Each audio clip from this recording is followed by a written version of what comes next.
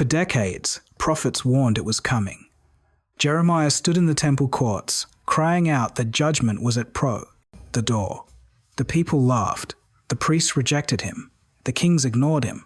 God would never abandon his chosen city. They said, the temple guarantees our protection. Then, on a day that shattered history, the unthinkable happened, and Jeremiah watched his prophecies materialize into nightmare. The Book of Lamentations is the only biblical text written from ground zero of fulfilled prophecy. This isn't prediction, it's documentation. 5 carefully structured acrostic poems, each letter of the Hebrew alphabet becoming a step deeper into catastrophe. But here's what scholars miss. Buried in chapter 3, at the exact mathematical center of the book, lies the most profound statement about God's character ever written. 22 verses of despair suddenly pivot to 22 verses that have become the foundation of Christian hope worldwide. Why would God allow his own house to burn? What happens when divine patience runs out? And how does a prophet find mercy in the midst of deserved judgment? The answers will challenge everything you thought you knew about God's love and justice. The book opens with a picture that breaks the heart. Jerusalem, the city that once overflowed with people, now sits completely alone. Chapter 1, verse 1, captures this tragic transformation. How deserted lies the city, once so full of people. How like a widow is she who once was great among the nations. She who was queen among the provinces has now become a slave. Think about what this means. This wasn't just any city. This was Jerusalem. The place where God's temple stood, where kings ruled, where festivals brought thousands of pilgrims from every direction. The streets used to buzz with merchants selling their goods, children playing, people going about their daily lives. Now silence, emptiness. The comparison to a widow tells us everything. A widow has lost her protector, her provider, her companion. She sits alone in her grief, and no one comes to comfort her. The text says she was great among the quote, nations and queen among the provinces. Jerusalem once commanded respect. Other nations paid tribute to her. She had influence, power, political weight. But something catastrophic happened, and now she's described as a slave. The complete reversal couldn't be more dramatic. From queen to slave, from crowded, deserted, from protected to vulnerable. Verse 2 continues the image. Bitterly, she weeps at night. Tears are on her cheeks. Among all her lovers, there is no one to comfort her. All her friends have betrayed her. They have become her enemies. The weeping doesn't stop. Night after night, the tears flow. This isn't a momentary sadness. It's a grief that has settled in and won't leave. The tears on her cheeks show that the crying is constant, visible, unashamed. The mention of lovers and friends in verse 2 brings us to one of the most painful parts of Jerusalem's story, betrayal. These weren't enemies from the beginning. These were nations that Jerusalem had treaties with, countries she trusted, allies she thought would stand by her side when trouble came. But when Jerusalem needed the most, they turned their backs. Worse than that, they became her enemies. Verse 3 explains what happened to Judah. After affliction and harsh labor, Judah has gone into exile. She dwells among the nations. She finds no resting place. All who pursue her have overtaken her in the midst of her distress. The people of Judah didn't just suffer defeat, they were carried away from their homeland. They're living in foreign countries now, scattered among nations that don't care about them. And there's no rest. Everywhere they turn, they're pursued, caught, overwhelmed. The verse says they were overtaken in the midst of her distress. Imagine being in your worst moment, your lowest point, and that's when your enemies strike. That's when those you trusted choose to attack instead of help. Jerusalem reached out for support and found none. The political alliances she had carefully built over the years dissolved the moment they were tested. Verse 19 adds more detail about this betrayal. I called to my allies, but they betrayed me. My priests and my elders perished in the city while they searched for food to keep themselves alive.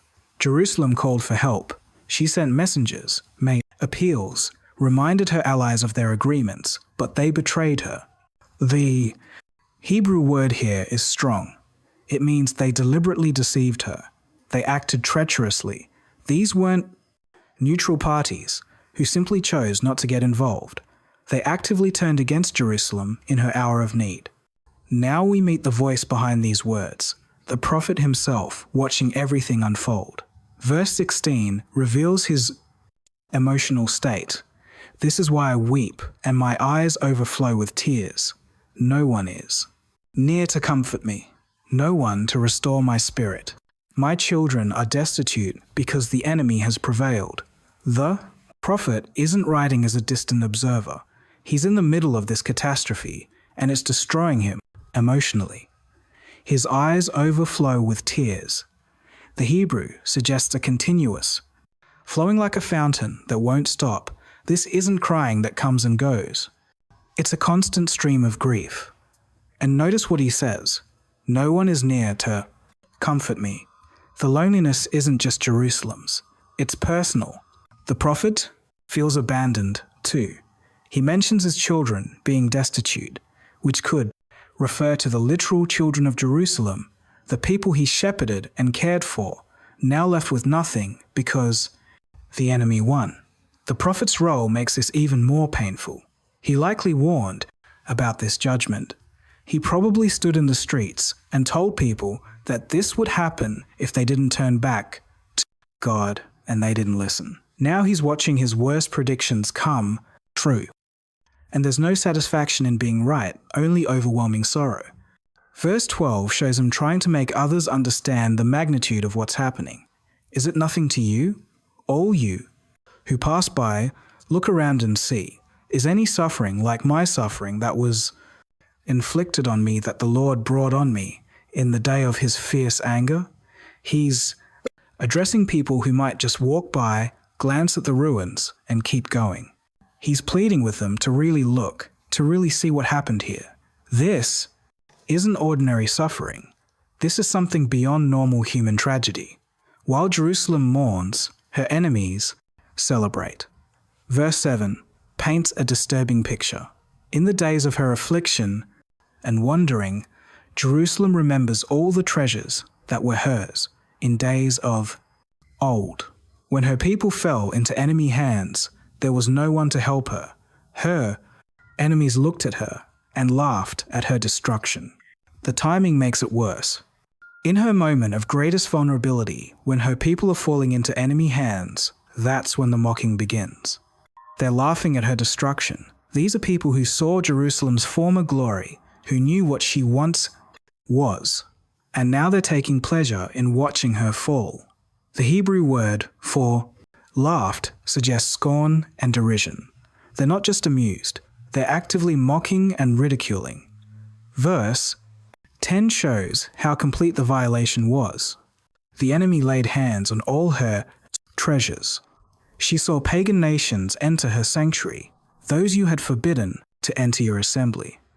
The most sacred space in Jerusalem was the temple, God's dwelling place among his people. There were strict laws about who could enter certain areas. Now, foreign soldiers, people who don't worship the God of Israel, are walking through the sanctuary, taking whatever they want. It's not just military defeat, it's spiritual desecration. Verse 20 reveals what the enemies are saying. People have heard my groaning, but there is no one to comfort me. All my enemies have heard of my distress. They rejoice at what you have done. May you bring the day you have announced, so they too may become like me. The enemies aren't silent in their triumph. They're vocal about it. They've heard Jerusalem's groaning, and it makes them happy. They rejoice specifically because God is the one who did this. They see it as proof that Jerusalem's God has abandoned her. Jerusalem wasn't just any city. It was beautiful, glorious, the pride of Israel. But now all that beauty is gone. Verse 6 states, "All the splendor has departed from daughter Zion. Her princes are like deer that find no pasture. In weakness they have fled before the pursuer." Splendor means glory, magnificence, beauty that makes people stop and stare. All of it gone, departed, left the city completely. The princes, who should be strong leaders, are compared to starving deer. Deer without pasture are desperate, weak, unable to defend themselves. These leaders have no strength left. They flee before their pursuers, but even their flight is feeble. There's no dignity in their escape, no valor in their retreat. They're simply too weak to do anything else. Verse 4 describes the physical emptiness. The roads to Zion mourn, for no one comes to her appointed festivals. All her gateways are desolate. Her priests groan, her young women grieve, and she is in bitter anguish. The roads themselves are mourning. This poetic image shows that even the pathways that used to bring thousands of pilgrims to Jerusalem's festivals, now empty and sad. Gates that once opened to welcome worshippers now stand desolate.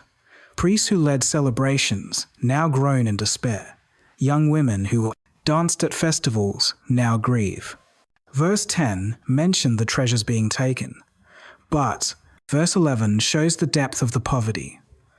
All her people groan as they search for bread. They barter their treasures for food to keep themselves alive. The people who once had plenty are now groaning as they hunt for basic food. They're so desperate, they're trading away their valuable possessions, family, heirlooms, precious items, just to get enough bread to survive one more day. The beauty and wealth are being sold off piece by piece just to avoid starvation. At this point in the chapter, the voice shifts. Jerusalem herself begins to speak, and what she says is crucial.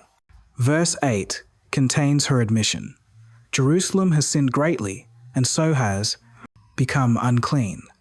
All who honored her despise her, for they have all seen her naked. She herself groans and turns away in shame. She's not blaming others. She's not making excuses. She says directly, Jerusalem has sinned greatly. The word greatly matters. This wasn't small mistakes or minor failures. The sin was massive. Desirius repeated. The result is that she's become unclean, ceremonially impure, spiritually defiled. Those who used to honor her now despise her because they've seen her nakedness, which in Hebrew culture represents complete shame and humiliation. Jerusalem groans and turns away, unable to face what she's become. Verse 9 continues her confession. Her filthiness clung to her skirts. She did not consider her future. Her fall was astounding. There was none to comfort her. The filthiness clinging to her skirts is a vivid image of sin that won't wash off, contamination that has become part of her. But here's the key phrase. She did not consider her future. Jerusalem lived in the moment, ignored the warnings, didn't think about where her choices were leading. She assumed tomorrow would always be like today. Her fall was astounding, meaning it shocked people. It was more severe than anyone imagined possible. Jerusalem the Great, Jerusalem the Strong, Jerusalem where God's temple stood, completely fallen. And once again, that painful refrain, there was none to comfort her. Verse 14 shows Jerusalem acknowledging God's role. My sins have been bound into a yoke. By his hands they were woven together. They have been hung on my neck, and the Lord has sapped my strength. He has given me into the hands of those I cannot withstand. She recognizes that her sins have become a yoke, a heavy burden around her neck, like what farmers put on oxen. And God himself wove this yoke, placed it on her. Her strength is gone because of him. He's the one who handed her over to enemies too strong for her to fight. Even in her confession, Jerusalem cries out for someone to see her pain. Verse 9 ends with her direct appeal. Look, Lord, on my affliction, for the enemy has triumphed. She's speaking to God now, asking him to look at what's happening. She's not denying she deserves it, but she's asking him to see how far the enemy has gone, how complete the triumph has been. Verse 11 ends with another plea. Look, Lord, and consider, for I am despised. Again, she asks God to look, to really consider what her state has become. The word despised means she's treated as worthless, as nothing. She's asking God to take notice of how low she's fallen. Verse 18 contains one of the most important verses in the chapter. The Lord is righteous, yet I rebelled against his commands. Listen, all you peoples, look on my suffering. My young men and young women have gone into exile. Even as she cries for compassion, she maintains her confession. The Lord is righteous, meaning he's done nothing wrong. Everything he did was just. Yet she rebelled. The fault is entirely hers.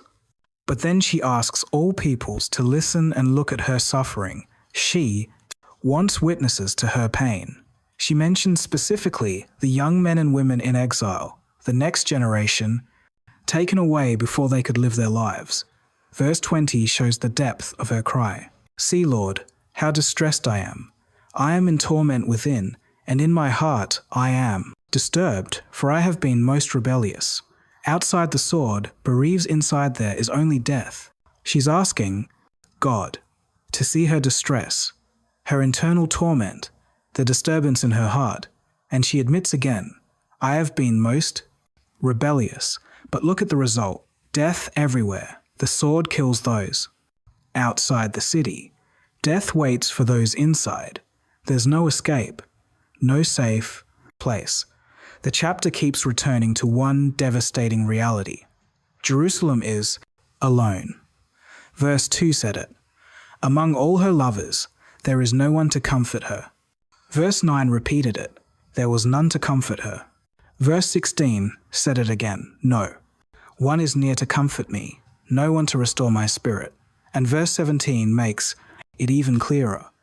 Zion stretches out her hands, but there is no one to comfort her. The Lord has decreed for Jacob that his neighbors become his foes. Jerusalem has become an unclean thing among them. The image of Zion stretching out her hands is powerful. It's the gesture of someone reaching for help, reaching for another person to grab onto, but the hands find nothing. No one takes them. No one comes to help. And the verse explains why God decreed it. He ordered that Jacob's neighbors would become enemies instead of helpers. Jerusalem is now viewed as an unclean thing, something people avoid, something that contaminates. Verse 21 brings us to the end with the same theme. People have heard my groaning, but there is no one to comfort to me. Everyone can hear her pain. The groaning is loud, public, impossible to ignore, but hearing doesn't lead to helping. They listen to her suffer, and they do nothing. Some even rejoice, as we saw earlier. The isolation is complete. Jerusalem is surrounded by people who know she's in agony, and not one of them offers comfort. The chapter ends with Jerusalem's final prayer in verse 22. Let all their wickedness come before you. Deal with them as you have dealt with me, because of all my sins. My groans are many, and my heart is faint. She's asking God to judge her enemies the way he judged her. If she suffered for her sins, let them suffer for theirs. It's not a prayer of forgiveness or mercy toward her enemies. It's a prayer for justice, for balance. And she ends by stating her current condition. Many groans, a faint heart. She's at the end of her strength, barely holding on, with nothing left but her grief and her prayers for God to act. Chapter 2 opens with an image that would terrify anyone who understood what it meant. Verse 1 declares, how the Lord has covered daughter Zion with the cloud of his anger. He has hurled down the splendor of Israel from heaven to earth. He has not remembered his footstool in the day of his anger. A cloud in Israel's history wasn't always bad, God led them through the wilderness with a cloud. But this cloud is different. This is the cloud of anger, dark and threatening. God hurled down Israel's splendor from heaven to earth. The word hurled shows force, violence, deliberate action. Everything high has been thrown down low. And then comes a phrase that should make anyone pause. He has not remembered his foot tool. The foot tool refers to the Ark of the Covenant, the most sacred object in the temple, the place where God's presence dwelt among his people. In his anger, God didn't protect it. He didn't remember it. The thing that symbolized his closeness to Israel, he let it fall. Verse 2 continues, "Without pity, the Lord has swallowed up all the dwellings of Jacob. In his wrath, he has torn down the strongholds of daughter Judah. He has brought her kingdom and its princes down to the ground in dishonor." The phrase, "without pity," is shocking. God, who is described throughout Scripture as compassionate and merciful, acted without pity here. He swallowed up dwellings, tore down strongholds, military fortresses that were supposed to be unbreakable. He brought the kingdom down to the ground, in dishonor, stripping away any dignity or respect it once had. Verse 3 gets even more specific. In fierce anger, he has cut off every horn of Israel. He has withdrawn his right hand at the approach of the enemy. He has burned in Jacob like a flaming fire that consumes everything around it. The horn symbolizes strength and power. God cut off every single one, meaning he removed all of Israel's ability to defend herself. But here's what makes it worse. He withdrew his right hand in battle. God's right hand was his power fighting for Israel. Now, as the enemy approaches, God pulls back. He's not fighting for them anymore. Instead, he's fighting against them like a fire that burns everything in its path. The destruction moves from the general to the specific, and nothing is more specific or more painful than what happened to the temple. Verse 4 describes God's position. Like an enemy, he has strung his bow. His right hand is ready. Like a foe, he has slain all who were pleasing to the eye. He has poured out his wrath like fire on the tent of daughter Zion. God is described as an enemy with a bow ready to shoot. He's called a foe, and he killed those who were pleasing to the eye, the young, the beautiful, those with their whole lives ahead of them. His wrath poured out like fire, specifically on the tent of Zion, a reference to the tabernacle and temple. Verse 5 makes it explicit. The Lord is like an enemy. He has swallowed up Israel. He has swallowed up all her palaces and destroyed her strongholds.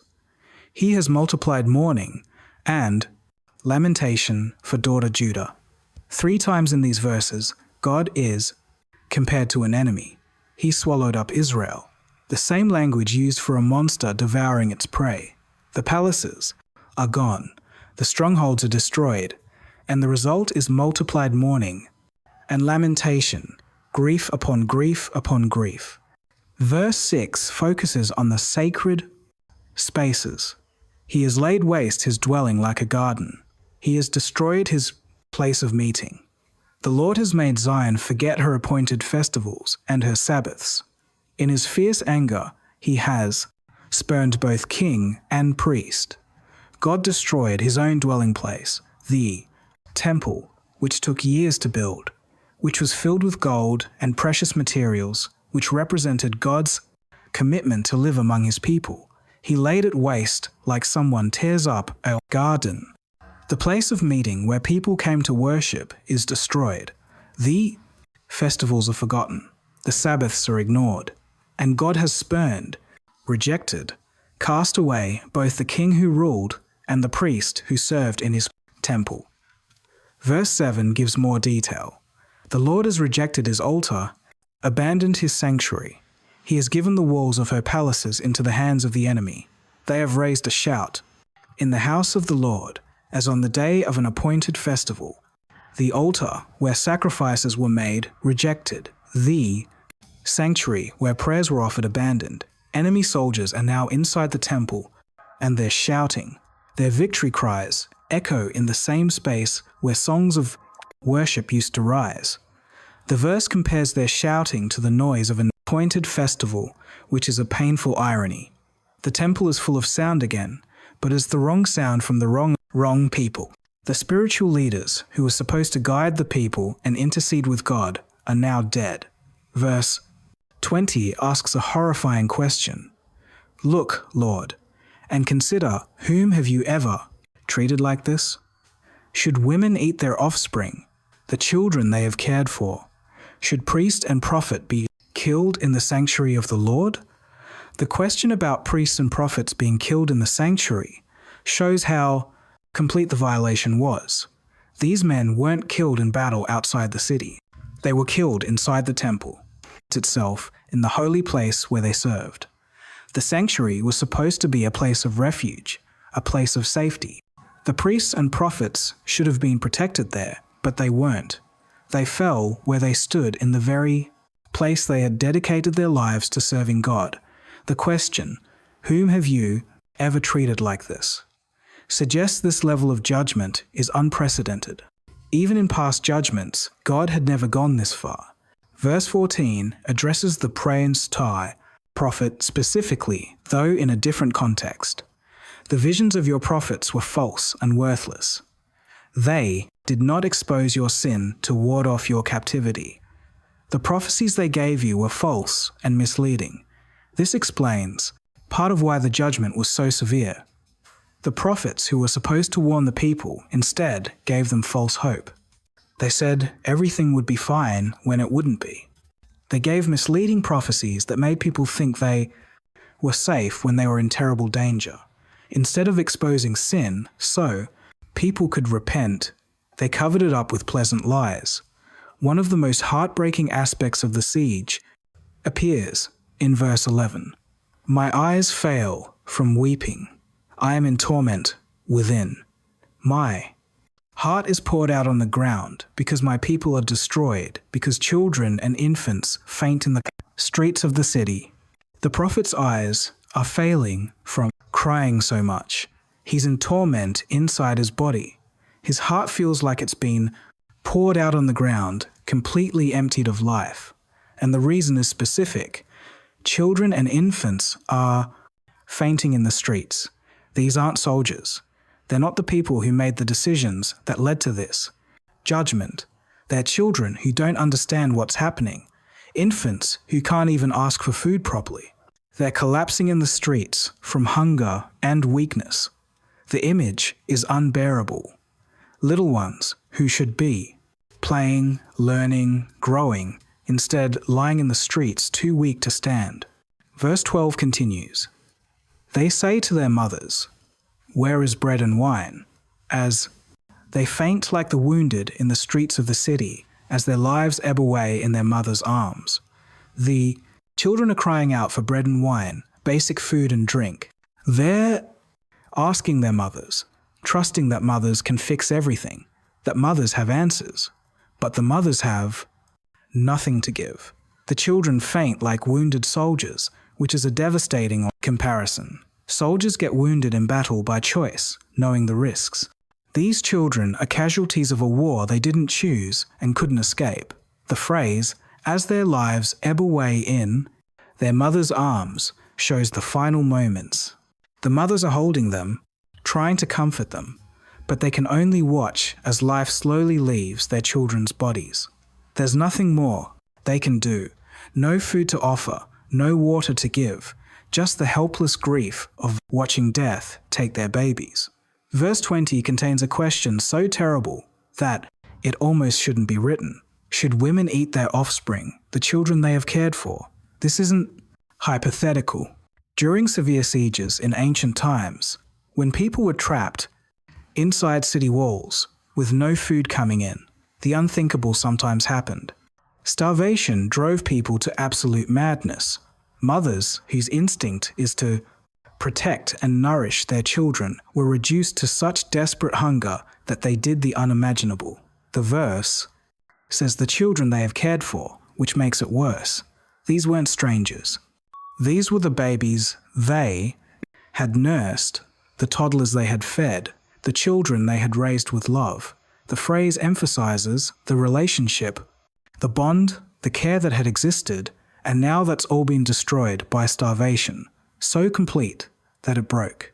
The most fundamental human instinct, a mother's love for her child, this was actually prophesied in Deuteronomy as one of the curses that would come if Israel abandoned God's covenant. It was the worst case scenario. The thing that showed judgment had reached its absolute maximum, and now it's happened. The theoretical curse has become horrible reality. Verse 12 showed children asking mothers for food. Verse 20 shows what happens when the starvation continues beyond all endurance. The mothers have no answers to give. They have no bread, no wine, no food of any kind, and in the absolute extremity of hunger, some crossed a line that should never be crossed. The text doesn't describe it in detail. It just asks the question, letting the horror speak for itself. We touched on this briefly, but verse 14 deserves full attention. The visions of your prophets were false and worthless. They did not expose your sin to ward off your captivity. The prophecies they gave you were false and misleading. The prophets were supposed to be God's messengers, the ones who heard from him and told the people what he said. But these prophets were giving false visions, messages that didn't come from God at all. The word worthless is important. Their visions had no value, no substance, no truth. They were empty. The words that sounded spiritual but meant nothing. These prophets stood in front of crowds and said, "Peace, peace," when there was no peace. They said God would protect Jerusalem no matter what, that the temple's presence guaranteed safety, that the enemy wouldn't succeed. The verse says they did not expose your sin. That was their job. A true prophet's role included pointing out where people had gone wrong, calling them to repentance, showing them the consequences of continuing in rebellion. But these false prophets didn't do that. They made people comfortable in their sin. They told them what they wanted to hear instead of what they needed to hear. If they had exposed the sin, they could have warded off captivity. There was still time. God gave warnings. He sent true prophets, like Jeremiah, who did tell the truth. But the false prophets drowned out the true ones. They were more popular because their message was easier to hear, and their false, misleading prophecies helped lead the nation into the disaster that was now happening.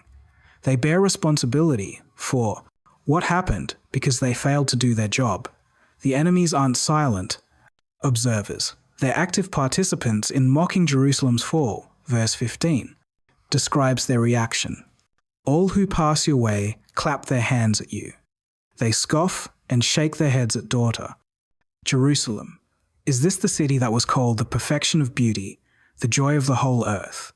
Clapping hands in this context isn't applause. It's a gesture of mockery and contempt.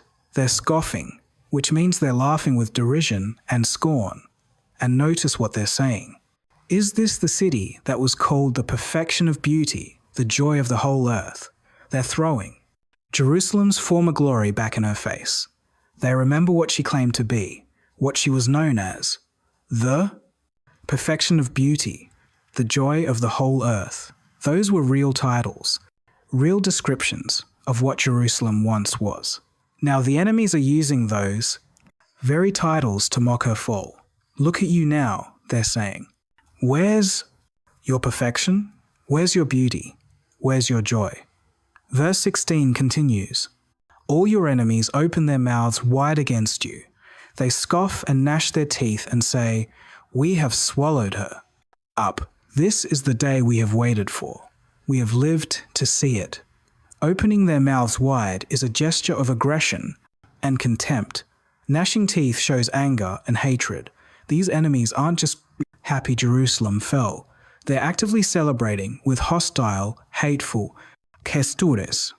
They say, "We have swallowed her up." They're taking credit for the destruction, claiming victory for themselves. And they say, "This is the day we have waited for. We have lived to see it. They've been anticipating this. They've wanted this for a long time, for years, maybe generations. They've hoped to see Jerusalem brought low, and now their hope has come true. They're savoring every moment of her humiliation. The chapter ends where it began, with tears. But these tears are described in a way that shows they're not going to stop. Verse 18 calls out, "The hearts of the people cry out to the Lord. You walls of daughter Zion, let your tears flow like a river, day and night. Give yourself no relief, your eyes no rest." The tears are supposed to flow like a river, constant, unstoppable, always moving, day and night, without stopping. The command is to give yourself no relief. Don't stop crying, don't rest your eyes. Keep the tears flowing because the situation demands it. The grief is so large that it requires continual expression. To stop crying would be to minimize what's happened, to pretend things aren't as bad as they are. Verse 19 continues the call to tears. "Arise, cry out in the night as the watches of the night begin. Pour out your heart like water in the presence of the Lord. Lift up your hands to him for the lives of your children who faint from hunger at every street corner." The instruction is to cry out in the night during the watches when guards would normally keep alert. Instead of sleeping, cry. Pour out your heart like water, completely holding nothing back.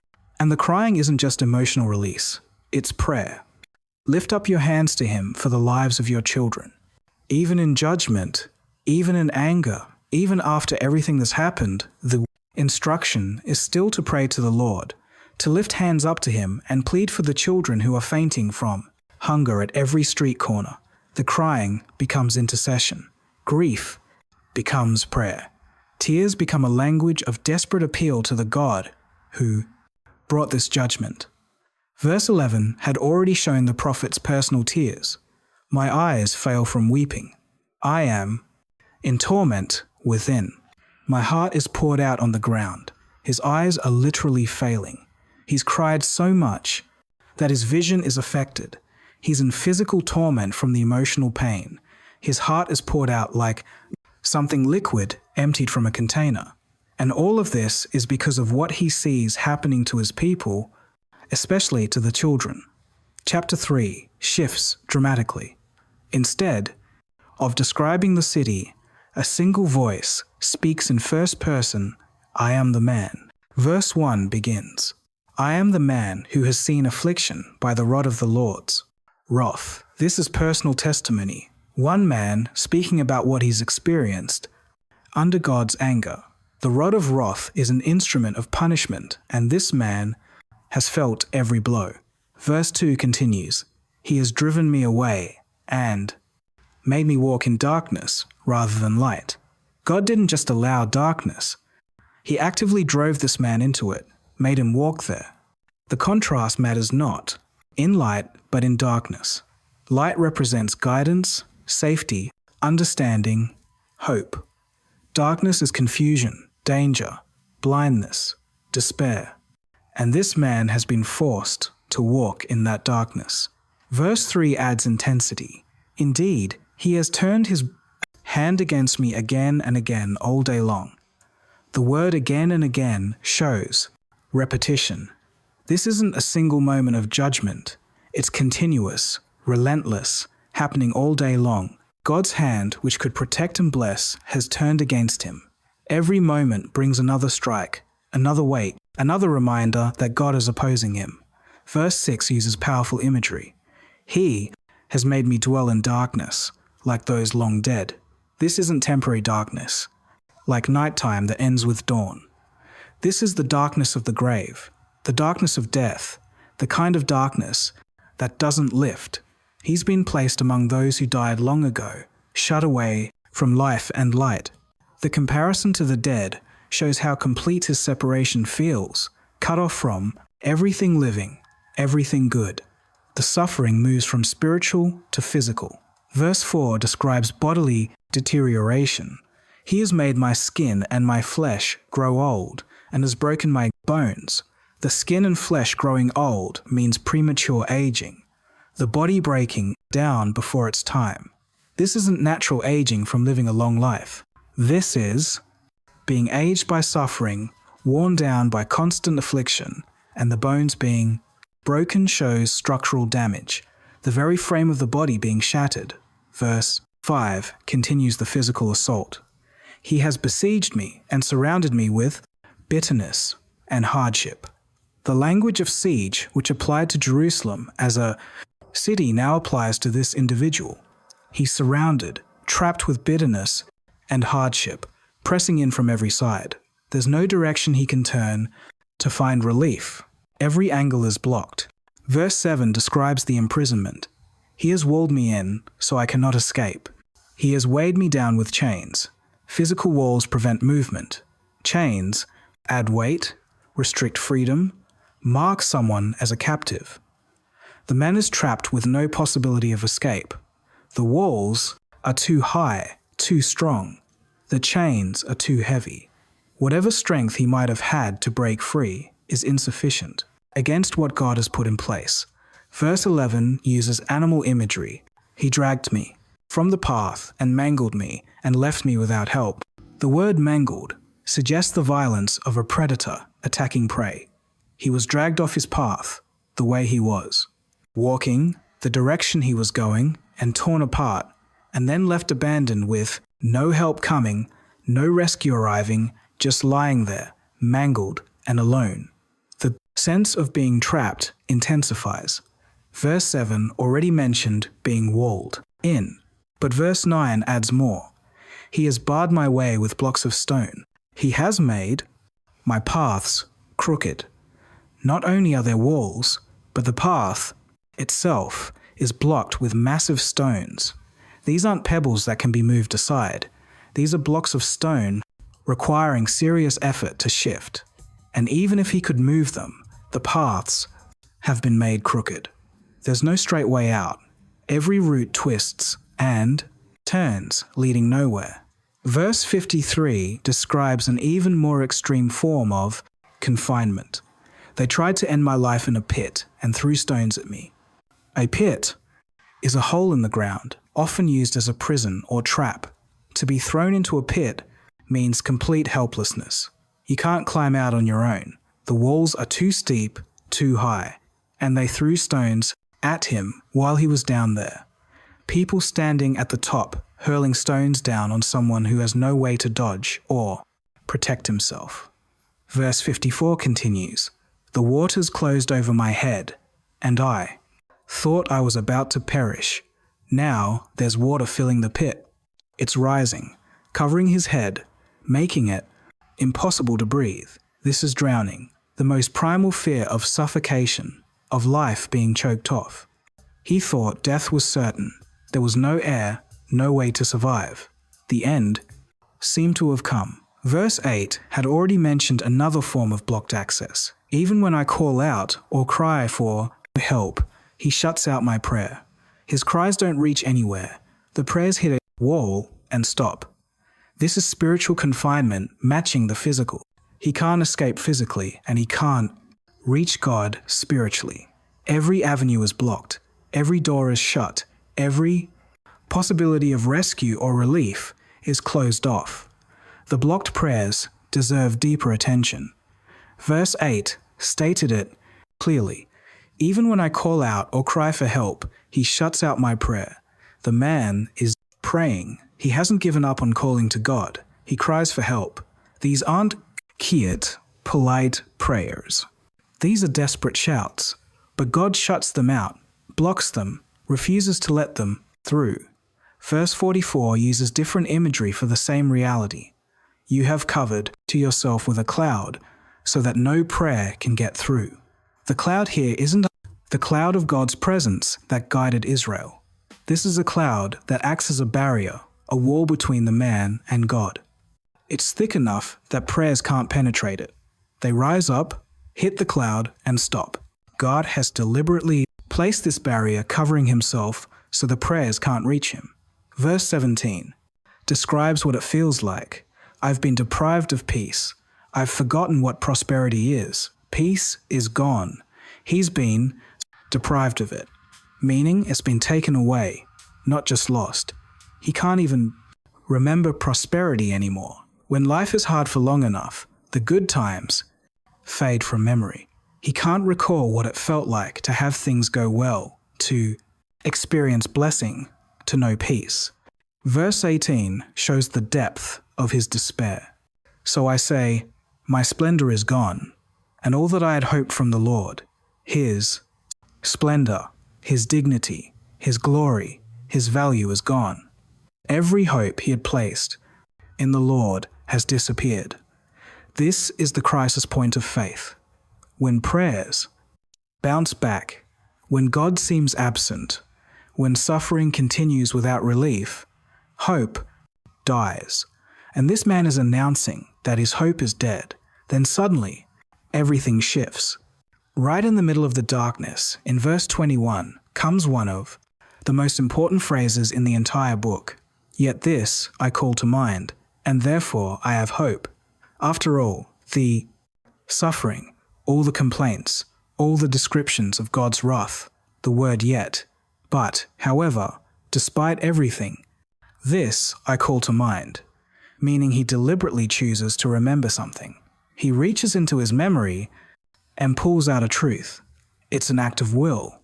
His circumstances haven't changed. The walls are still there. The prayers still seem blocked. But he makes a choice to remember, and that memory brings hope. What does he remember? Verse 22 reveals it. Because of the Lord's great love, we are not consumed, for his compassions never fail. This is the center of the entire book, surrounded by verses about suffering on one side and suffering on the other. This statement about God's love and compassion sits in the middle. The man realizes something crucial. If they were being treated according to pure justice, they would be completely consumed, wiped out, destroyed entirely. The fact that they still exist means God's love is still operating. The phrase, his compassions never fail, is absolute. Not they usually don't fail, or they rarely fail. They never fail. Zero exceptions. God's compassion is as reliable as any force in the universe. More reliable, actually, because it's connected to his character, which doesn't change. Verse 23 continues, "They are new every morning. Great is your faithfulness, every morning." Not just once at the beginning, not just occasionally. Every single morning brings new compassion, fresh mercy. Yesterday's compassion was sufficient for yesterday. Today requires new compassion, and it's there. The repetition of new every morning has become one of the most quoted phrases in all of Scripture because it speaks to a fundamental human need, the need for daily grace. The concept of new mercies deserves fuller attention. Verse 23 said, "They come every morning." But what does that mean practically? It means that God's mercy isn't a limited resource that gets used up. It's not like a bank account that depletes. Every sunrise brings a fresh supply. No matter what happened yesterday, no matter how badly someone failed or how deeply they suffered, the morning brings new mercy. The phrase "great is your faithfulness" connects to this. God's faithfulness is what guarantees the new mercies. He's faithful to his own character, faithful to his promises, faithful to his nature as a compassionate God. That faithfulness is great. It's large, significant, weighty. It can be counted on, absolutely. Verse 24 shows the man's response. "I say to myself, the Lord is my portion, therefore I will wait for him." He's preaching to himself, declaring truth to his own soul. The Lord is my portion means God himself is the inheritance, the possession, the treasure. Not God's gifts, not what God can provide. God himself, when everything else is stripped away, when all the blessings are gone, God remains, and he's enough. Therefore, I will wait for him. The decision to wait flows from the reality that God is his portion. If God is all he has and all he needs, then waiting for God makes sense. It's not passive resignation. It's active trust. He's choosing to position himself in expectation that God will act. Verse 25 makes a statement about God's character. The Lord is good to those whose hope is in him, to the one who seeks him. God is good, not neutral, not harsh, good. But notice the conditions. To those whose hope is in him, to the one who seeks him. The goodness is experienced by those who turn toward God, who place their confidence in him, who actively look for him. This doesn't mean God is only good to certain people. It means his goodness is received and recognized by those who are paying attention to him. Verse 26 introduces a posture. It is good to wait quietly for the salvation of the Lord. This isn't anxious waiting. It's not restless pacing or constant complaining. It's quiet waiting. There's a calmness to it, a peace in the waiting itself. The salvation hasn't come yet. That's why waiting is necessary. But the waiting can be good. The process itself has value. Verse 27 adds something surprising. It is good for a man to bear the yoke while he is young. A yoke is a burden, a load, a weight. And the verse says it's good to bear it while young. Why? Because learning to carry weight early builds strength, develops character, creates endurance that will be needed later. Young people often resist discipline, but the man who learns to bear a yoke while young will be stronger as he ages. Verse 28 continues, picture, let him sit alone in silence, for the Lord has laid it on him. Sitting alone in silence is the opposite of running around trying to fix everything. It's acceptance. It's stillness. It's being quiet before God. The reason given is important, for the Lord has laid it on him. This burden didn't come randomly. It came from God, with purpose. If God laid it there, sitting under it in silence is appropriate. Verse 29 gives a specific posture. Let him bury his face in the dust. There may yet be hope. Burying the face in dust is a sign of humility, of submission, of recognizing how low someone has fallen. But notice the phrase at the end. There may yet be hope. Even in the dust, even at the absolute bottom, hope remains possible. The word may doesn't guarantee it, but it leaves the door open. Hope isn't dead. It's yet to come. Verse 30 continues, let him offer his cheek to one who would strike him, and let him be filled with disgrace. This sounds like Jesus, teaching about turning the other cheek. It's not fighting back, not defending oneself, not seeking revenge. It's accepting the strike, accepting the disgrace. This requires incredible strength. It's harder to not fight back than to fight. Verse 31 gives the reason this posture makes sense. For no one is cast off by the Lord forever. This is crucial. The discipline isn't permanent. The rejection isn't eternal. Forever is specifically denied. There's an end coming. The suffering has a limit. God hasn't abandoned forever. He's disciplining temporarily. Verse 32 explains what happens next. Though he brings grief, he will show compassion. So great is his unfailing love. The grief and the compassion both come from the same God. He brings grief. He doesn't deny responsibility for it, but he will show compassion. Future tense. It's coming. And the motivation is his unfailing love. The love that never fails is what guarantees the compassion will come. Verse 33 reveals something about God's heart. For he does not willingly bring affliction or grief to anyone. The word willingly is key. God doesn't enjoy causing pain. He doesn't take pleasure in making people suffer. It's not his preference, not his desire, not his will in the sense of what makes to him happy. When affliction comes from God, it's purposeful but not joyful for him. He does it because it's necessary, not because he wants to. Verse 37 asks a rhetorical question. Who can speak and have it happen if the Lord has not decreed it? The answer is no one. Nothing happens without God's decree. This could be frightening, but in context, it's comforting. It means the suffering isn't random chaos. It's not meaningless accident. God decreed it, which means it has purpose. It has limits, and it will end when God says it ends. Verse 38 continues, "Is it not from the mouth of the Most High that both calamities and good things come?" Both. Not just the good comes from God, while the bad comes from elsewhere. Both calamities and good things flow from the same source. This is complete sovereignty. God is in control of everything, including the hard things.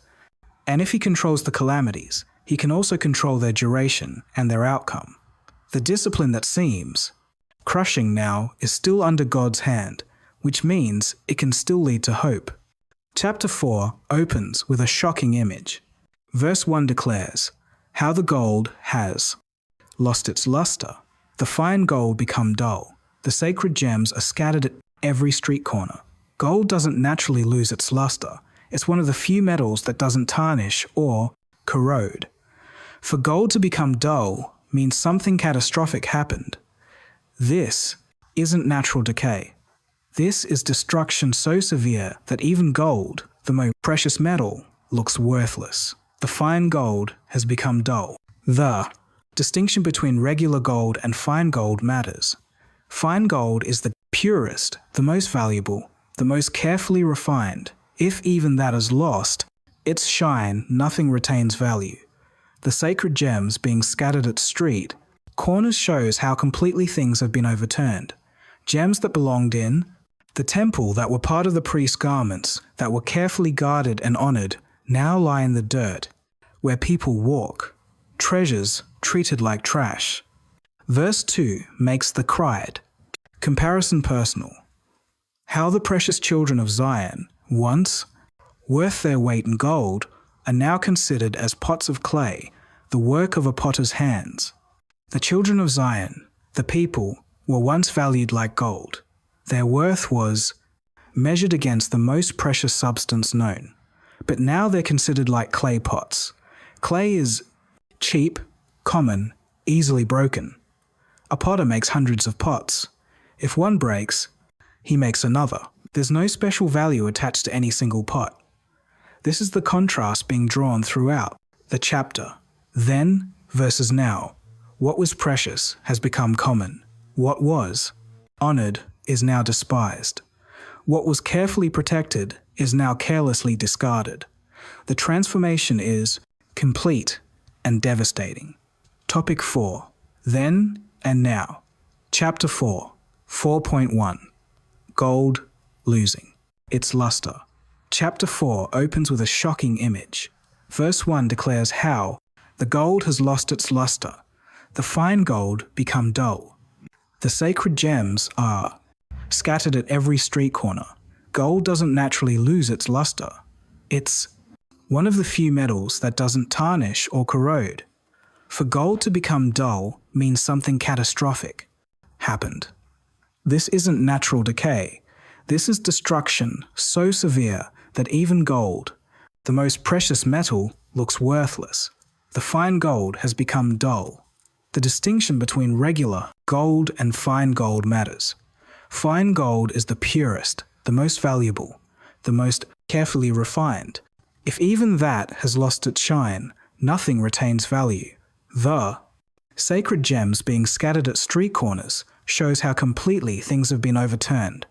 Gems that belonged in the temple, that were part of the priest's garments, that were carefully guarded and honored, now lie in the dirt where people walk. Treasures treated like trash. Verse 2 makes the comparaison personnelle. How the precious children of Zion, once worth their weight in gold, are now considered as pots of clay, the work of a potter's hands. The children of Zion, the people, were once valued like gold. Their worth was measured against the most precious substance known, but now considered like clay pots. Clay is cheap, common, easily broken. A potter makes hundreds of pots.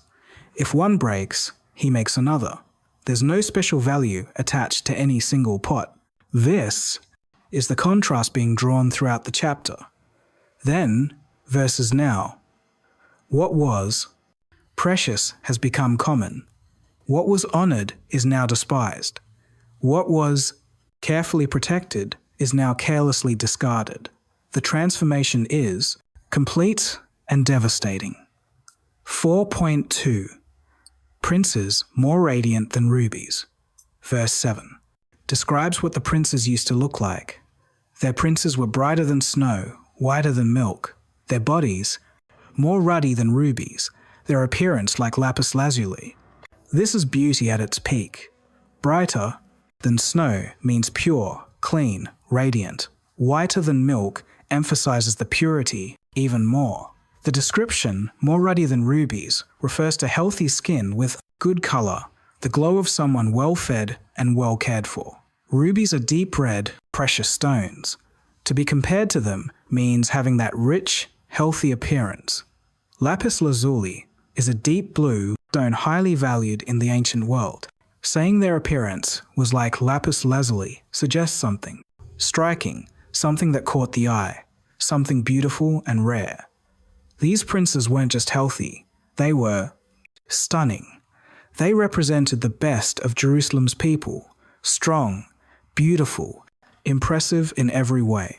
Verse 8 shows what they look like now, but now they are blacker than soot. They are not recognized in the streets. Their skin has shriveled on their bones. It has become as dry as a stick.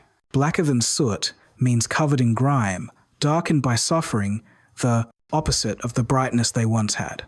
They're not recognized in the streets. People who knew them can't even identify them anymore. The transformation is so severe that familiar faces have become unrecognizable. Their skin has shriveled on their bones. This is the language of extreme starvation. When the body has no fat left, no muscle left, the skin pulls tight against the skeleton. Bones become visible, prominent, defining the shape of the body. The comparison to a dry stick emphasizes how all moisture, all life, all vitality has been drained away. They're living, but barely. The contrast to verse 7 couldn't be sharper. From radiant and ruby red to shriveled and stick-like. Verse 10 contains one of the most horrifying statements in all of Scripture. With their own hands, compassionate women have cooked their own children who became their food when my people were destroyed. The word compassionate makes it worse. These aren't cruel women, not harsh or uncaring mothers. These are compassionate women, women whose natural instinct is to nurture, to protect, to care for their children. But starvation drove them beyond all natural instinct. The phrase "with their own hands" emphasizes their direct involvement. They prepared the food themselves. They did the unthinkable thing with their own hands.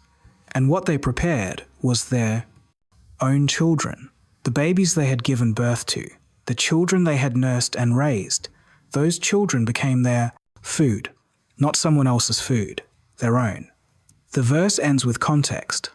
When my people were destroyed, this happened during the final destruction of Jerusalem. During the siege, when no food could come into the city and everything inside had been consumed. This was the absolute bottom, the worst possible outcome of judgment. It fulfilled the curse warned about in Deuteronomy 28-53:5-7, where Moses said, if they abandoned the covenant, things would get so bad, people would eat their own children. The text doesn't give details about how this happened or how many times it happened. It states the fact and moves on, letting the horror speak for itself. This is what judgment looked like at its most extreme point. This is where rebellion against God ultimately led. The protective love of mothers for children, one of the strongest forces in nature, was broken by the force of starvation. Nothing remained untouched by the disaster. Verse 6 makes a comparison that demands attention. The punishment of my people is greater than that of Sodom, which was overthrown in a moment without a hand turned to help her. Sodom was famously destroyed by fire from heaven. It happened suddenly. One moment the city existed, the next it was gone. The phrase, without a hand turned to help her, means the destruction was so quick that no one could do anything. No rescue attempts, no chance to save anyone, just instant annihilation. But now the verse says, Jerusalem's punishment is greater. How can anything be worse than instant destruction? The answer lies in duration. Sodom's suffering was momentary. The people of Sodom died quickly without prolonged agony. But Jerusalem's suffering stretched out over months. The siege lasted. The starvation continued. The death came slowly, day after day of watching people waste away, of feeling hunger no more at your own body, of seeing things get progressively worse with no relief. Verse 9 explains it directly. Those killed by the sword are better off than those who die of famine. Racked with hunger, they waste away for lack of food from the field. Being killed by the sword means a quick death, painful perhaps, but fast. But dying of famine is a slow torture. The body consumes itself piece by piece. The mind is consumed by the thought of food. Each day brings more weakness, more suffering, more desperation. The verse says they're racked with hunger, tormented by it, controlled by it, destroyed by it, slowly. The comparison means that God's people experienced more prolonged suffering than one of the most infamous cities in biblical history. The Pection judgment wasn't less severe. It was more severe precisely because it lasted longer and involved watching everything collapse in slow motion rather than instant destruction. Verse 13 identifies a cause for the judgment, but it happened because of the sins of her prophets and the iniquities of her priests who shed within her the blood of the righteous. The prophets and priests, the spiritual leaders, bear specific responsibility. These were the people who were supposed to represent God to the people and the people to God. They held positions of spiritual authority and trust, but they shed blood of the righteous within the city. They killed innocent people. The word righteous means these weren't criminals being executed for crimes. These were good people who didn't deserve death, and the prophets and priests were involved in their deaths. Whether they did the killing directly or ordered it or allowed it to happen, they're held responsible. Verse 14 describes their condition after the judgment. Now they grope through the streets as if they were blind. They are so defiled with blood that no one dares to touch their garments. They grope like blind people, stumbling, uncertain, unable to find their way. The spiritual blindness has become physical disorientation, and they're defiled with blood, covered in it, marked by it. The blood of those they killed or failed to protect now stains them visibly. No one dares to touch their garments. In Israel's law, touching blood made someone ceremonially unclean. These priests, who were supposed to be clean so they could serve in the temple, are now so covered in blood that approaching them would contaminate anyone who came near. They've become the opposite of what they were called to be. Instead of making others clean, they make others unclean. Instead of bringing people to God, they drive people away. Verse 15 shows how people respond to them. Go away, you are unclean. People cry to them, away, away, don't touch us. When they flee to other nations, people say they can stay here no longer, even in exile. Even when they try to find refuge in foreign countries, they're rejected. Their reputation has spread. Everyone knows what they did. The guilt follows them everywhere. No nation wants to harbor them. They're cast out again and again, finding no place to rest. Verse 20 speaks about the king with language that shows how much hope had been placed in him. The Lord's anointed, our very life breath, was caught in their traps. We thought that under his shadow we would live among the nations. The king is called the Lord's anointed, meaning God had chosen him, set him apart, given him authority to rule. The phrase, our very life breath, shows how essential he was to the people. They saw him as necessary for their survival, like breathing. They thought that under his shadow they would live safely even among hostile nations. The shadow represents protection, shelter, security. As long as the king was there, providing that covering, they believed they would survive. This was their confidence, their security, their plan for the future. But the verse says he was caught in their traps. The king fell. He was captured by the enemy. The very person they thought would protect them became a prisoner himself. How could they live under his shadow if he was captured? How could he provide protection while trapped in enemy hands? The hope they placed in him proved unable to save them or himself. This likely refers to King Zedekiah, who tried to escape when Jerusalem fell, but was captured by the Babylonians. His sons were killed in front of him. Then his eyes were put out, and he was taken to Babylon in chains. The anointed king, the one bearing God's special appointment, ended as a blind prisoner. The shadow that was supposed to protect collapsed entirely. Everyone who trusted in him found their trust misplaced. Verse 21 addresses a neighboring nation. Rejoice and be glad, daughter Edom, you who live in the land of Uz. But to you also the cup will be passed. You will be drunk and stripped naked.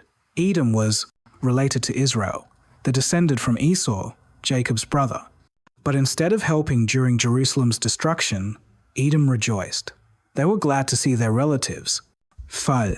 They celebrated Jerusalem's pain. The verse tells them to rejoice and be glad, but it's sarcastic. Go ahead, celebrate. Enjoy this moment, because the statement doesn't end there. But to you also the cup will be passed. The cup represents God's judgment. Jerusalem drank from it. They experienced the full weight of God's anger. But Edom thinks they're exempt. They think they can watch from the sidelines, mocking, celebrating without consequences. The verse promises they're wrong. The same cup that Jerusalem drank will come to them. They'll be drunk from it, overwhelmed, unable to stand, completely overcome by judgment. And they'll be stripped naked, their shame exposed, their vulnerability revealed, their false sense of security removed. What they watched happen to Jerusalem happened to them. Verse 22 contrasts Jerusalem's situation with Edom's. Your punishment will end, daughter Zion. He will not prolong your exile, but he will punish your sin, daughter Edom, and expose your wickedness. Jerusalem's punishment has a limit. It will end. The exile won't last forever. There's a finish line, a point where God says, enough, and brings restoration. This is mercy within judgment. The judgment is real, but it's not eternal. But Edom's sin will be punished. Their wickedness will be exposed. They thought they got away with something. They thought celebrating Jerusalem's fall had no consequences. They were wrong. God saw their response. He noted their lack of compassion, their mockery, their joy at their brother's suffering, and he will hold them accountable for it. Verse 22 contains a great promise that frames everything. Your punishment will end, daughter Zion. He will not prolong your exile. After chapters describing catastrophic judgment, this verse announces an endpoint. The punishment isn't permanent. The exile won't last forever. God will not keep extending it indefinitely. There's a completion coming, a moment when he'll say the price has been paid. The word prolong is important. It means God could extend the punishment if he wanted to. He could make it last longer, but he won't. He's setting a limit based on his purposes, not based on whether the people have suffered enough or learned their lesson. The limit comes from his character and his plans, not from human merit. This promise of completion stands in stark contrast to everything that came before. The chapters describe devastation, suffering, judgment without mercy. They showed God's fierce anger, his active opposition to his own people, his willingness to let terrible things happen.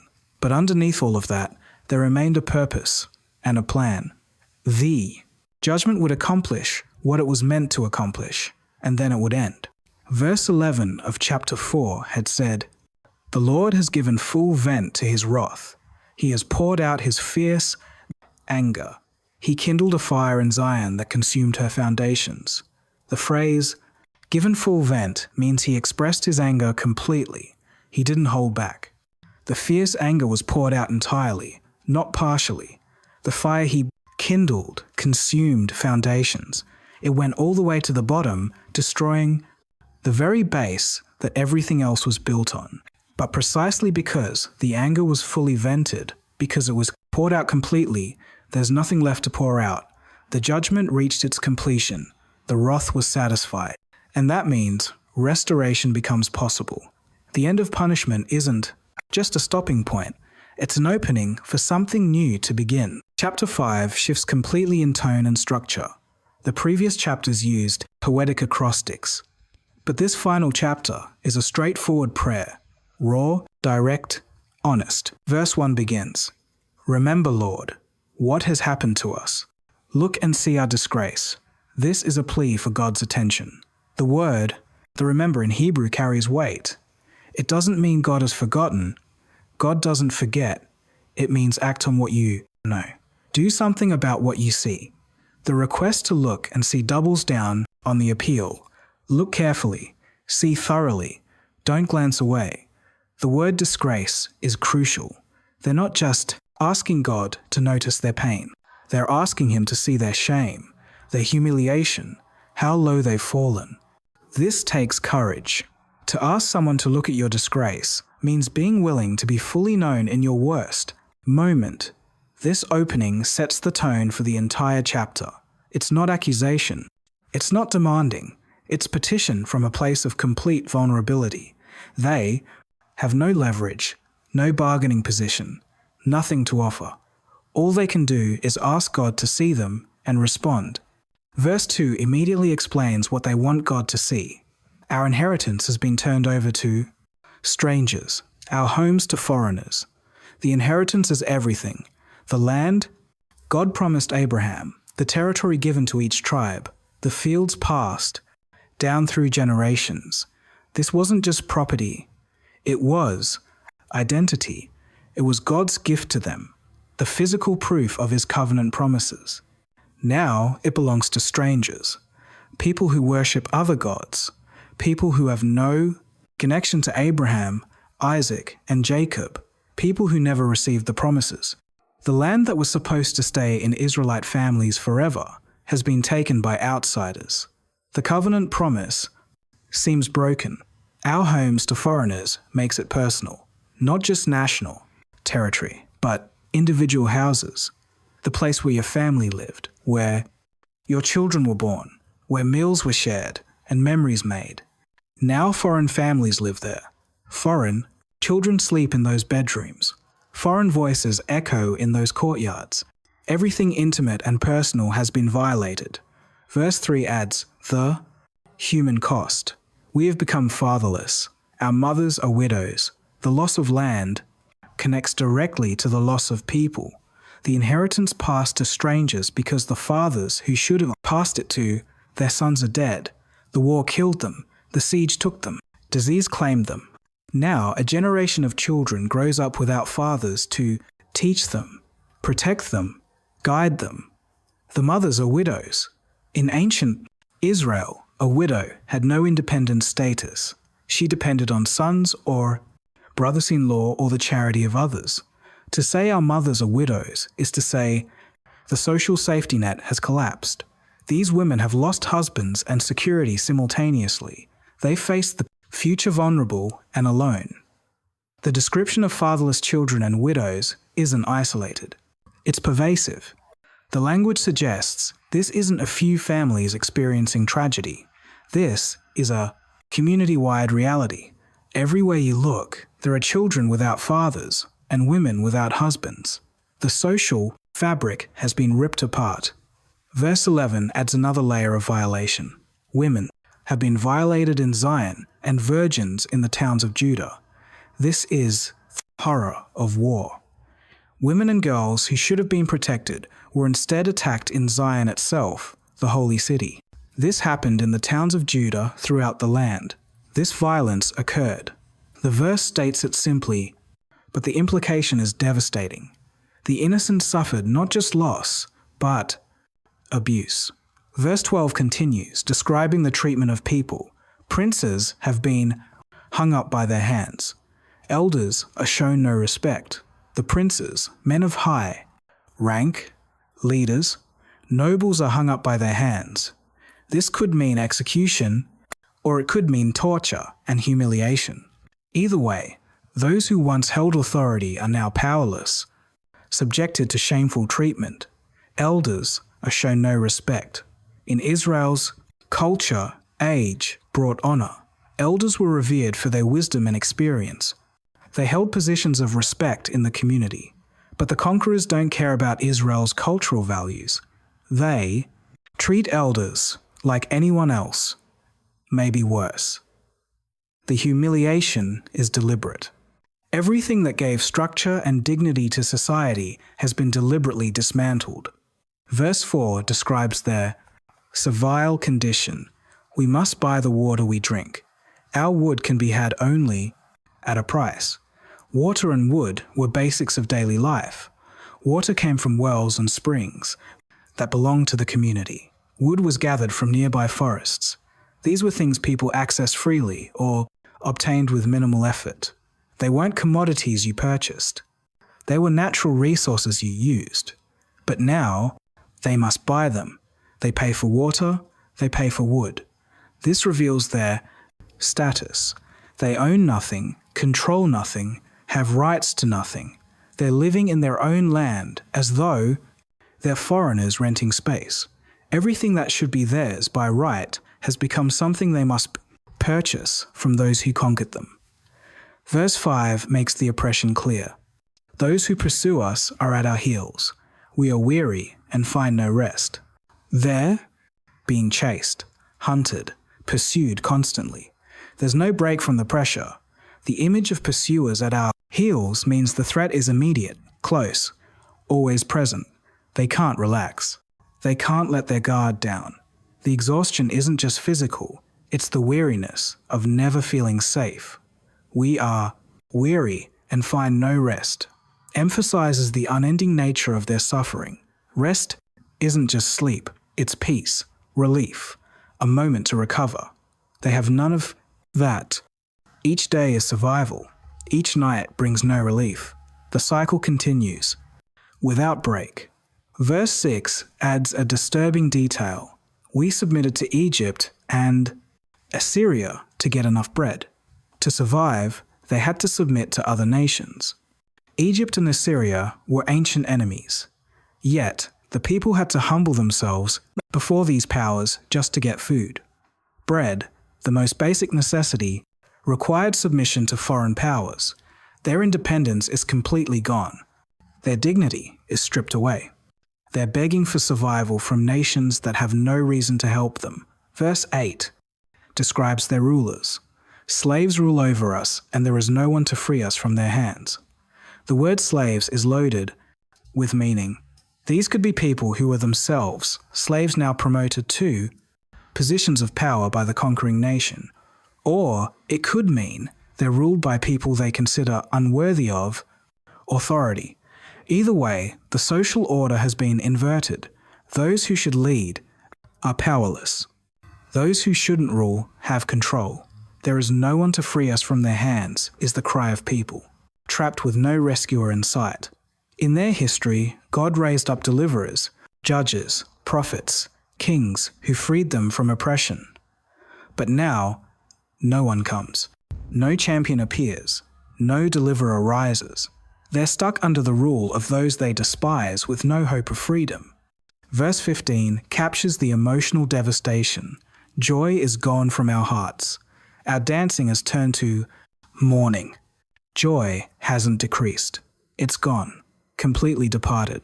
The heart, which should be the source of emotions, both high and low, feels nothing but sorrow now. Joy used to live there, but it packed up and left. Dancing turned to mourning. This is total reversal. Dancing represents the peak of celebration, weddings, victories, festivals. It's movement, energy, life at its fullest. Mourning is the opposite. Stillness, weeping, death's shadow. Where there used to be celebration, now there's only grief. The contrast couldn't be sharper. Verse 14 shows how community life has stopped. The elders are gone from the city gate. The young men have stopped their music. The city gate was the hub of community life. Elders sat there to conduct business, settle disputes, make decisions, teach the younger generation. It was where wisdom was shared and justice was administered. Now the elders are gone, either dead or in exile or too broken to fulfill their role. Young men stopped their music. Music was the soundtrack of daily life. Work songs, love songs, worship songs. Young men played instruments, sang, created the audio backdrop that made life feel alive. But now, silence. The music has stopped because there's nothing to sing about. The instruments are put away. The songs are forgotten. Life has become so grim that music feels impossible. Verse 16 states, "The crown has fallen from our fresh head." The crown represents everything they once were. Chosen people, royal, priesthood, nation set apart by God. It crowned them with honor, dignity, special status, but it has fallen, dropped from their head to the dirt. The thing that made them special, that set them apart, that gave them identity, gone. The image of the fallen crown deserves deeper exploration. Verse 16 continues immediately after mentioning the crown. "Woe to us, for we have sinned." This connection is crucial. The crown didn't fall by accident. It didn't slip off. Their sin knocked it off. They understand the cause and effect relationship. Now they see clearly what they might have denied before. Their choices led directly to their current state. Woe to us is a cry of grief and recognition. It's not blaming God. It's not blaming circumstances. It's acknowledging personal and corporate responsibility. "We have sinned" is confession without excuse, without minimizing, without trying to shift blame. This is acceptance of guilt. Verse 7 had already touched on generational sin. Our ancestors sinned and are no more, and we bear their punishment. This is complex. They're not saying they're innocent victims paying for someone else's sins. They're recognizing continuity. The ancestors sinned, breaking covenant, worshipping idols, ignoring prophets. Those ancestors are dead now, but the current generation bears the consequences of those choices while also making their own sinful choices. The verse doesn't excuse personal responsibility. It acknowledges historical reality. Sin has consequences that ripple through time. Children do bear the results of their parents' choices even while making their own choices. The generation in exile can't blame everything on their ancestors, but they also can't ignore that they inherited a situation already broken by previous generations. Verse 18 shifts focus to the physical location. For Mount Zion, which lies desolate with jackals prowling over it, Mount Zion is the heart of everything, the location of the temple, the dwelling place of God's presence, the center of worship. It should be the most active, most sacred, most populated place in all of Israel. Pilgrims should be streaming to it. Priests should be serving there. Worship should be ascending from it constantly. Instead, it lies desolate, empty, abandoned, silent. The word desolate suggests complete devastation. Not just temporarily empty, but ruined, and jackals prowl over it. Jackals are scavengers, wild animals that live in abandoned places. They avoid human activity. The fact that jackals roam freely over Mount Zion proves how thoroughly people have left. There's no one to disturb them. No priests performing rituals. No worshippers coming to pray. No children playing. Just animals moving through ruins. This image is almost unbearable for the people praying this prayer. Mount Zion represented God's commitment to dwell among them. It was the physical sign of the covenant relationship. Seeing it overrun by wild animals means seeing the covenant relationship to ship itself, lying in ruins. Verse 17 explains their internal response. Because of this, our hearts are faint. Because of these things, our eyes grow dim. The desolation of Zion affects them physically and emotionally.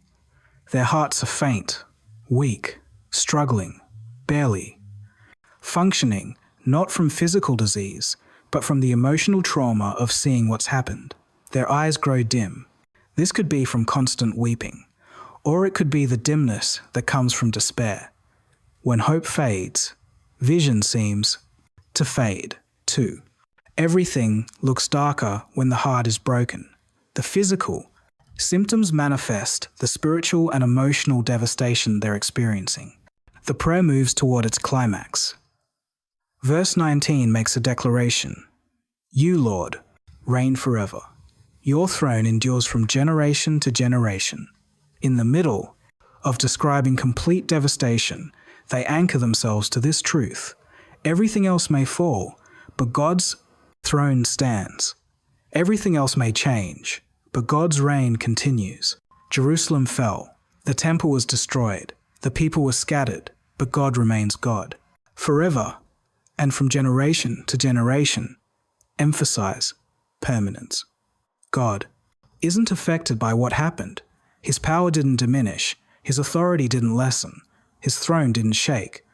While everything earthly crumbled, everything heavenly remained solid. This declaration is both comfort and foundation for what comes next. Verse 20 asks a painful question. Why do you always forget us? Why do you forsake us so long?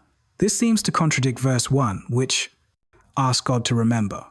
But this is the honest cry of people in prolonged suffering. It feels like God has forgotten. It feels like He's forsaken them. The question, why do you always forget us, comes from people who feel perpetually abandoned. Why do you forsake us so long? Emphasizes duration. If the forsaking was brief, maybe they could endure it. But it's gone on so long, the exile stretches out. The suffering continues. Day after day, month after month, year after year. When will it end? The question isn't accusation. It's the plea of people at the end of their endurance. Verse 21 is the heart of the prayer. Restore us to yourself, Lord, that we may return. Renew our days as of old. This is what they're really asking for. Not just better circumstances, not just return to the land. Restore us to yourself. Bring us back into relationship with you. The broken relationship with God is the core problem. Everything else flows from that. Fix the relationship and everything else becomes possible. That we may return shows they want to come back. They're ready to turn around, to come home, to resume walking with God. But they recognize they can't do it on their own. They need God's action. They need Him to make restoration possible. They can't restore themselves to Him. He must restore them to Himself. Renew our days as of old. Asks for restoration of blessing. The old days weren't perfect, but they were better than this. They had land, they had the temple, they had community. They experienced God's presence and provision. Make our days like that again. Give us back what we lost. Let us experience once more what we threw away through our sin. But the prayer ends with uncertainty. Verse 22 concludes, Unless you have utterly rejected us and are angry with us beyond measure. The word unless introduces doubt. What if restoration isn't coming? What if God's rejection is permanent? What if His anger has no limit, no endpoint, no boundary? This final verse leaves everything hanging. There's no answer provided, no assurance given, no promise of restoration stated. The book ends with a question mark, with fear, with wondering if the rejection might be final. And yet, the very act of praying this prayer suggests hope hasn't completely died.